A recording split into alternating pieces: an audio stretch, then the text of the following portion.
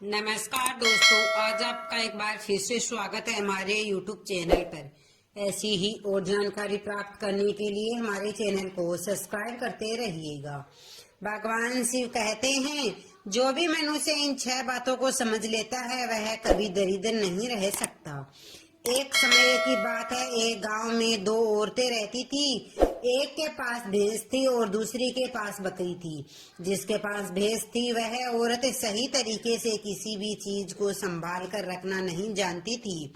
उसकी भैंस दूध तो बहुत देती थी, लेकिन उसने दूध की कीमत को जाना ही नहीं था और वह दूध को घर की बिल्ली को पिला देती थी। उस दूध को ऐसे ही खर्च कर देती थी। दूध को सही तरीके से उपयोग में कैसे लिया जाता है वह औरत नहीं जानती थी।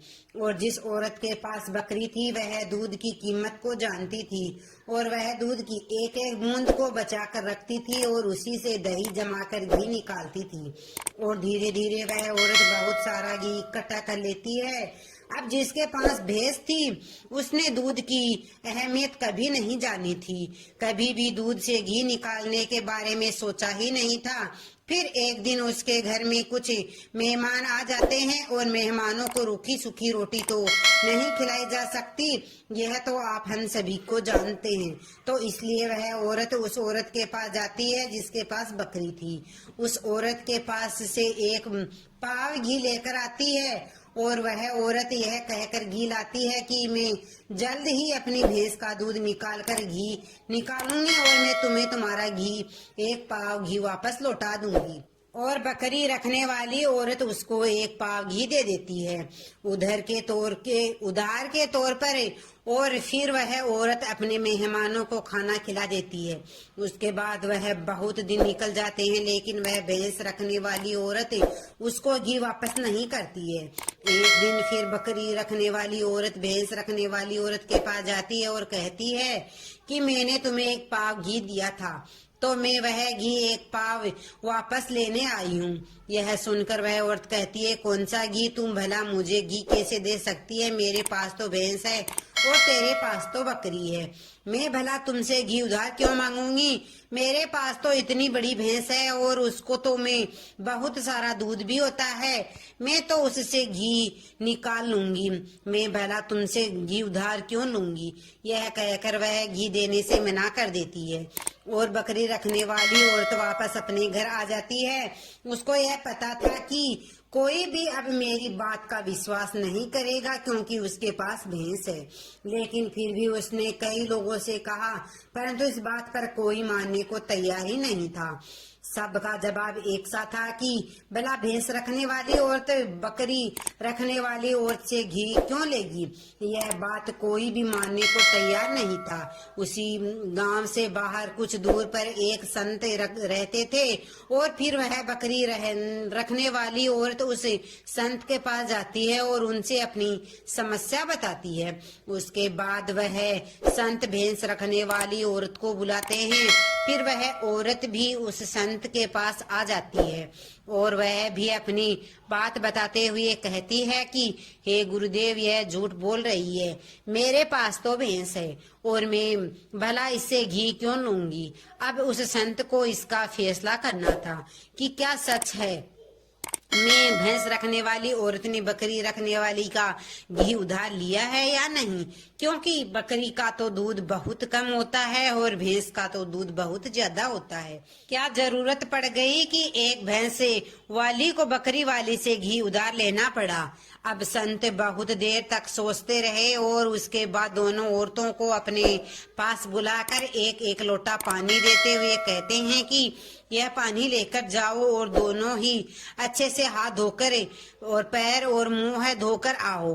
अब एक लोटा पानी को देखकर भैंस रखने वाली औरत कहती है कि हे गुरुदेव, सिर्फ एक लोटा पानी से हाथ पैर कैसे धो पाऊंगी? लेकिन बकरी रखने वाली औरत उस लोटे को लेकर चली जाती है और वह अच्छे से अपने हाथ पैर और मुंह को धो लेती है और उसके बाद भी वह लोटे के अंदर थोड़ा सा पानी बचा भी लाती है और वापस उस संत के पास आ जाती है। लेकिन वह भैंस रखने वाली औरत वह लोटा लेकर जाती है और उसने तो सिर्फ अपने हाथ धोए और उस लोटे को खाली करके वापस ले आती है। अब जैसे ही वे दोनों औरतें वापस आकर दोनों लोटा तो रखती है, तभी वह संत कहते हैं कि भैंस रखने वाली औरत ने बकरी रखने वाली औरत से घी लिया था और उसे घी वापस करना चाहिए। अब जो गांव के लोग पास में बैठे थे उन्होंने कहा कि गुरुदेव, इससे कैसे साबित होता है कि एक भैंस रखने वाली औरत ने बकरी रखने वाली औरत से घी उधार लिया है। उसके बाद वह संत कहते हैं कि जरा इन दोनों लोटों को ध्यान से देखो। यह बकरी रखने वाली औरतें लोटे से इतना पानी बचा भी लाई और हाथ पैर और मुंह सब धो भी लिया है। यह होती है किसी भी चीज की कीमत को समझना। और यह भैंस रखने वाली औरत ने सिर्फ हाथ धुलकर ही लोटे को सारा पानी खत्म कर दिया, क्योंकि इसको पानी की कोई कीमत का पता नहीं है। और जिस चीज की हमें कोई कदर नहीं होती वह भले ही हमारे पास कितनी भी हो वह नष्ट हो ही जाती है। और यदि हमारे पास कोई भी चीज कम है और यदि हम उसको सही ढंग से इस्तेमाल में लेते हैं और उसकी कीमत को जानते हैं तो जरूर हम उससे फायदा उठा सकते हैं। जैसे ही बकरी रखने वाली औरत ने थोड़ा थोड़ा दूध बचाकर उससे मक्खन निकाला और उससे घी बनाया, और भैंस रखने वाली औरत को दूध की कदर नहीं थी, इसलिए इतना दूध होने के बावजूद भी उसके घर में मेहमानों के लिए घी नहीं था। यह बात सत्य है। उसके बाद भैंस रखने वाली औरत उस संत के चरणों में गिर पड़ी और कहती है, महाराज मुझे क्षमा कर दीजिए, मैं अभी घर जाकर इसको एक पाव घी वापस दे दूंगी। उसके बाद वह संत कहते हैं कि बूंद बूंद से घड़ा भरता है। हमारे पूर्वजों ने यह कहावत यूं ही नहीं बनाई है। हमारी छोटी छोटी बचत हमारे भविष्य में एक बड़ा लाभ बनकर हमें मिलती है और यह बात बहुत ही कम लोग जान लेते हैं। और यही बात हमारे घर में लक्ष्मी पर भी लागू होती है। यदि हम लक्ष्मी को थोड़ा थोड़ा करके बचाएंगे तो वही लक्ष्मी हमें भविष्य में एक बड़ा लाभ बनकर मिलेगी। अब जानते हैं उन 6 खर्चों के बारे में जो हमें आज से ही बंद कर देने चाहिए। सबसे पहला खर्च है दिखावे का खर्च। आपके पड़ोस में किसी ने बड़ी कार ले ली तो अब आपके मन में भी जलन होने लगी कि उससे मुझे भी जल्द ही कार लेनी है, और यही दिखावे का खर्च आपको पूरी उम्र गरीब बनाकर रखता है। हम में से ऐसे बहुत सारे लोग होते हैं जो सिर्फ दिखावे के चक्कर में ही बहुत सा ऐसा सामान उठा लाते हैं जिससे कि दूसरों के सामने सिर्फ अपना रुतबा बढ़ाने के लिए, जैसे ही की गाड़ी लेने, महंगे जेवर लेना, महंगे मोबाइल लेना या फिर कोई ऐसी महंगी चीज खरीद लेना जिसकी हमें हमारी जिंदगी में कोई जरूरत भी नहीं होती है। और जब उन्हें कोई समझाता है तो वे कहते हैं हम किसी से कम है क्या। वे लोग ये नहीं समझते कि इससे हमारा सिर्फ नुकसान होता है, ना कि कुछ फायदा। यदि आपको सच में अमीरी के रास्ते पर जाना है तो यह सारे खर्च सबसे पहले आपको बंद करना होगा और वही पैसा कहीं इन्वेस्ट करना सीखना होगा। कहने का मतलब ये नहीं है कि आप अपने शौक पूरे ना करें। कहने का मतलब ये है कि जिस चीज की आपको जरूरत है बस आप वही लो। किसी को देखकर कोई सामान बिल्कुल मत लो। दूसरी बात है स्कीमों से दूर रहना। अपने सामान की बिक्री को बढ़ाने के लिए अलग अलग ब्रांड की जो कंपनियां होती है वह लुभाने की स्कीम लाती रहती है, लेकिन यह उनकी मार्केटिंग करने की रणनीति होती है जो हम लोग समझ नहीं पाते हैं। और बहुत सारे लोग अलग अलग स्कीम के चक्कर में आकर वह चीज भी खरीद लेते हैं जिसकी उन्हें बिल्कुल जरूरत भी नहीं होती है। यदि हम मार्केट में जाते हैं और हमें पता चलता है कि 40% के डिस्काउंट से के अंदर घड़ी मिल रही है, बल्कि हमारे पास तो पहले से ही 2-4 घड़ियां घर में पड़ी हुई है, लेकिन फिर भी हम उस घड़ी को खरीद लाते हैं। हम लोग ये नहीं समझते कि सब मार्केटिंग करने की रणनीति होती है। इससे हमें फायदा नहीं होता है बल्कि कंपनी को ही फायदा होता है। इसलिए ऐसे शौक कभी ना पाले, क्योंकि यही गरीब होने का सबसे बड़ा कारण होता है। क्योंकि जिस चीज की हमें जरूरत भी नहीं है और उसी चीज में हम लक्ष्मी को खर्च कर देंगे तो उससे हमारे घर की लक्ष्मी नाराज हो जाती है और फिर धीरे धीरे हमारे घर से निकलने लगती है। तीसरा खर्च है कर्ज। आज के समय में ज्यादातर लोग कर्ज लेकर बड़ी बड़ी चीजें खरीद लेते हैं, जैसे कि गाड़ी, बंगला, मोबाइल, फिर उनका पैसा भरते रहते हैं। जैसे कि आजकल हम लोग क्रेडिट कार्ड का इस्तेमाल करते हैं। क्रेडिट कार्ड हमें पैसे खर्च करने के लिए कहता है। जो पैसे हमारे पास है या फिर जो पैसे हमारे पास आने वाले हैं और उस पैसे को हम खर्च कर देते हैं। तो जरा सोचिए कि हम अमीर कैसे बन पाएंगे। जो पैसे हमारे पास आए ही नहीं उस पैसे को भी हम खर्च कर लेते हैं और हम अमीर बनने के बारे में सोचते हैं, लेकिन उन बातों का पालन पूरा नहीं करते हैं।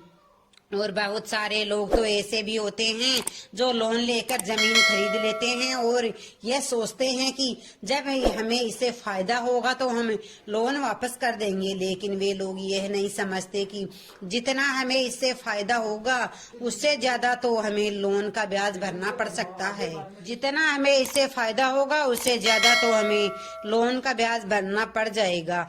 तो ऐसे काम कभी मत करना।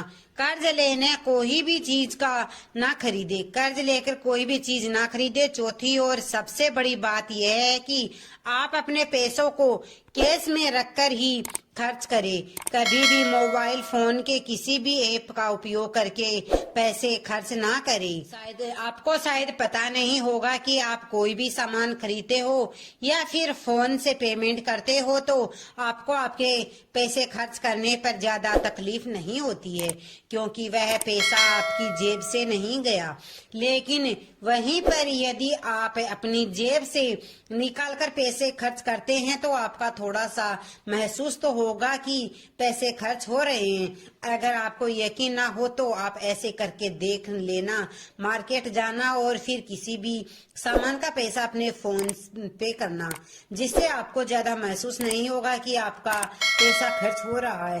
लेकिन जिस दिन आप अपनी जेब से पैसे निकाल कर दोगे तो उस दिन आपको जरूर लगेगा कि जेब से पैसा जा रहा है, मेरा पैसा खर्च हो रहा है। पांचवी बात जो आपको ध्यान में रखनी है, अपनी भावनाओं पर काबू रखना। अगर आपको कोई चीज पसंद आ रही है और आप उसे खरीदना चाहते हैं तो पहले यह देख ले कि वाकई क्या इस चीज की आपको सच में जरूरत है या नहीं, क्योंकि बहुत से लोग कोई चीज पसंद आने पर उसे तुरंत खरीद लेते हैं। कई बार तो ऐसा भी होता है कि कोई स्कीम वाले आते हैं जो हमें लुभाने वाली चीज लेकर आते हैं और हमें वह चीज पसंद आ जाती है और हम उसे तुरंत खरीद लेते हैं। हमें ऐसी चीज लेने से बचना चाहिए। हमें ऐसी चीज नहीं लेनी चाहिए, बल्कि हमें सिर्फ ऐसी चीज ही लेनी चाहिए जिसकी हमें जरूरत है। छठी और आखिरी बात यह है कि कभी भी कोई फालतू के शौक ना पाले। आपको शायद इस बात का पता होगा कि दुनिया में महंगाई का सबसे बड़ा कारण है शौक। आज के समय में नॉर्मली 10,000 रुपए का मोबाइल आ रहा है और वही पर 2 लाख रुपए का भी मोबाइल आ रहा है। दोनों में फर्क इतना है कि कोई किसी को भी 1 लाख का मोबाइल रखने का शौक है तो वही किसी को 2 लाख का मोबाइल रखने का शौक है। हाँ, वहाँ पर आदमी की अमीरी भी दर्शाती है, क्योंकि अमीर आदमी बड़ा मोबाइल रखेगा तो लगेगा कि वह अमीर है, तो यह शौक ही तो हुआ। शौक है तभी तो उसने महंगा मोबाइल रखा है। इसलिए सबसे बड़ी महंगाई का कारण होता है शौक, और किसी चीज की महंगाई नहीं है। और इसलिए लोग समय समय पर शौक वाली चीजें बनाते रहते हैं। अच्छी अच्छी चीजें बनाकर हमें लुभाने के लिए लेकर आते रहते हैं ताकि हमें वह चीज पसंद आ जाए और हम उसे तुरंत खरीद ले, क्योंकि उन्हें पता है कि ना ही लोग अपना शौक खत्म करेंगे और ना ही उनका मार्केटिंग बंद होगा। तो इसलिए अपने शौक पर काबू रखे, जितना हो सके हम शौक रखे, क्योंकि शौक करने से हमारी जिंदगी नहीं चलेगी, बल्कि मेहनत करने से और पैसों से अपने पास सेव से ही जिंदगी चलेगी। क्योंकि आज के समय में पैसा ही सब कुछ है। भले ही आज के समय में लोग कितना भी यह बात कहते हो कि पैसा ही सब कुछ नहीं होता है, लेकिन यदि उनकी जिंदगी में सही तरीके से ध्यान रखकर देखा जाए तो उनके लिए पैसा ही सब कुछ होता है। वह पैसों के लिए इधर उधर भाग रहे हैं और हमें कहते हैं कि पैसे के पीछे मत भागो। अगर आप इन 6 बातों पर गौर कर लेते हैं तो आपको अमीर बनने से कोई नहीं रोक सकता है। दोस्तों, वीडियो कैसा लगा? वीडियो अच्छा लगा है तो वीडियो को लाइक शेयर सब्सक्राइब जरूर कीजिएगा और कमेंट बॉक्स में हर हर महादेव जरूर लिखे।